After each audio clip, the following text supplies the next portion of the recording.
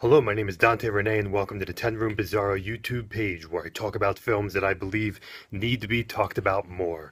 Tonight's film is 1979's Malibu High. Now, this comes off of the Driving Cult Classics 8-movie collection here, which has other movies like Cindy and Donna, which I reviewed on this page, and some other ones which are coming as well. And this is Malibu High. There is the font right there for it. And it is from 1979. And this is what we're looking at, and this is the cover here. These particular films are hard to get individual releases, but this is a pretty good transfer, actually, on this collection of Malibu High. So let's get into it. 1979, here we go. Now, the title of this film really has a misleading vibe about it because you think that you're entering into your standard teen sex comedy, especially in 1979. Maybe you're going to be watching something like Spring Break from the 70s, or maybe this definitely has a vibe, especially whenever you have anything like high in the title, like Cherry Hill High or Hollywood High, so it's like Malibu High. This is going to be another one of those kind of, a day or 2 days or 3 days teen sex comedy, teens having fun, partying, drinking, having sex type of deal on the beach.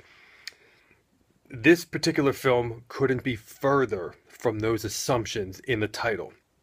What we have here is we have a cold type of film.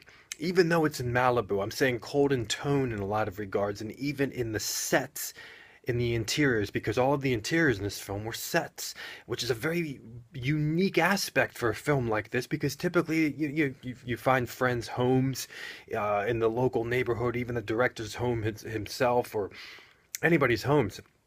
No matter how low budget, a kind of a sexploitation film would be, they always seem to, a lot of them seem to be in real locations. I mean, look at Jess Franco, for example, on another level.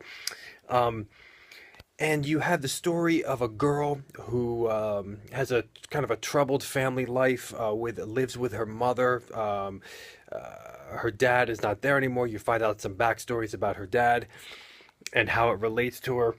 And essentially, what happens is that she does not have good grades at all at Malibu High.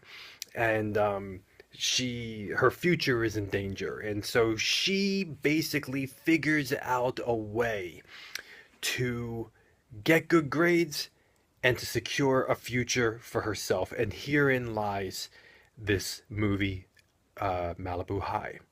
I don't give away anything in these reviews, as you know. What I do is I try to keep it as general as possible, but that is kind of the general storyline there for this film. But you unpack the making money, you unpack the getting the better grades, and this is where Malibu High takes you for a ride, totally separate from your assumptions on the title of this film. We have a film here, essentially at its core is a sexploitation film, okay? More than a teen sex comedy. Not even a teen sex comedy at all. This is a sexploitation film, and you have teen exploitation definitely, but somewhere closer along the lines of the Schoolgirl Report films, in some form or fashion, kind of tying in some form or fashion into the storylines of some of those films. Certain stories kind of reminded me of sections of this, but maybe in the reverse. Kind of at times, okay. We have a film here. Let's get into the music of this film first. The music in this film is you have some typical sexploitation music, like some lounge music in the background, some kind of jazzy, sleazy funk in the background, bordering a 70s drama TV episode or People's Court, the People's Court theme song from the 80s. Or, just even some Brazilian type of, you have that kind of sleazy sexploitation kind of elevator music in the background. And then you have some very bizarre stingers, some sound stings in this film after people say biting dialogue. All of a sudden you hear like bam, bam, bam, like that, or this weird, like almost video game sound effect, like very interesting sound design.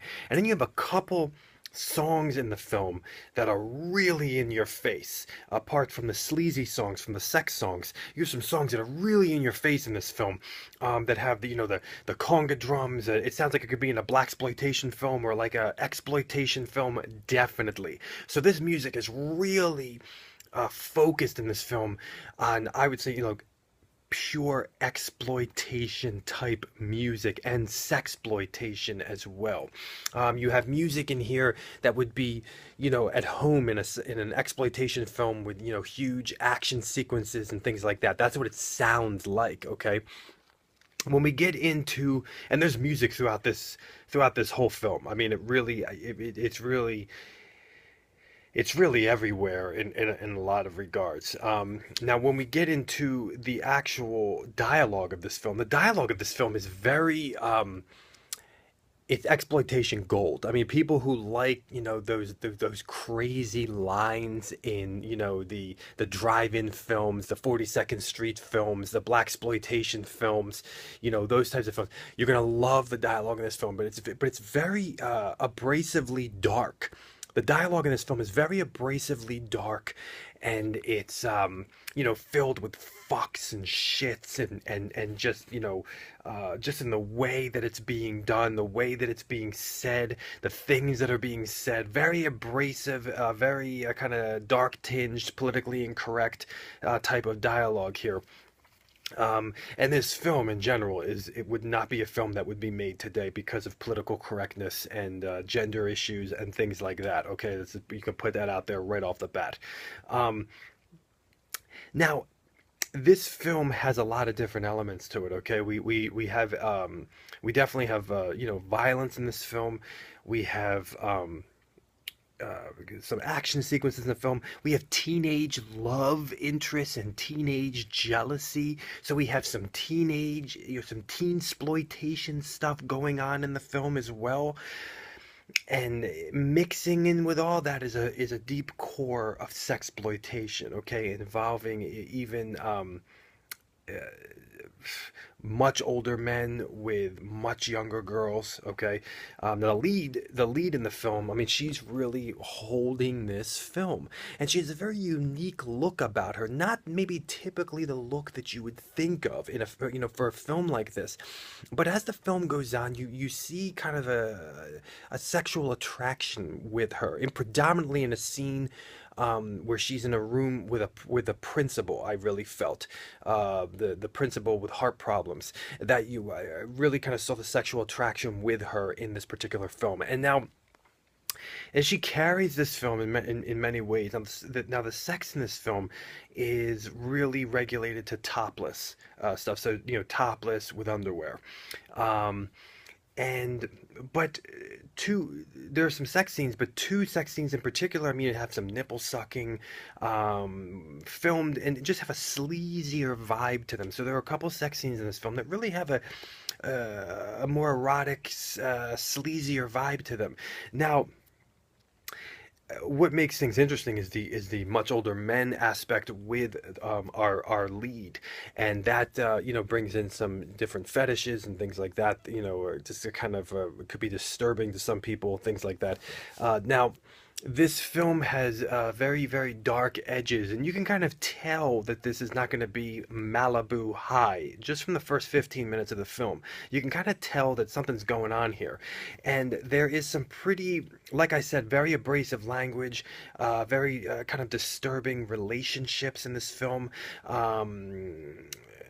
The way people treat each other, the kind of the misogyny and things like that. There's some very kind of disturbing elements in this film, and there are twists and turns, predominantly also in the ending of this film. And there's a lot of builds throughout this film, and there's a lot of, like I said, with films like this, folks, you never know what the heck is going to happen next, and this film is definitely no exception. You don't know what is going to happen next, and everyone is up for grabs, and everything is up for grabs. Okay, it's one of the reasons why I love these genres so much. Okay, but yeah, there is a ton of the lead girl topless nudity. I mean, she really is the nude person in this film, minus another scene with a girl that you might not even think would ever be naked, and she has one of the steamier sex scenes in the film. Weird thing enough is that that particular girl also has the same last name as the guy she's having sex with. Maybe they were married, hopefully not brother and sister. But anyways, yeah, so and one of the beauties of this film also is you get to see natural breasts from the lead actress, meaning, this was 1979. Nobody was pumping their bodies full of anything. So if you like the natural look, you're gonna love this girl, you're gonna love this film. um, for the sexploitation fans, this is a film that could go more regular exploitation than expected. And for the exploitation fans, they might be like, wow, this goes more sexploitation than I expected.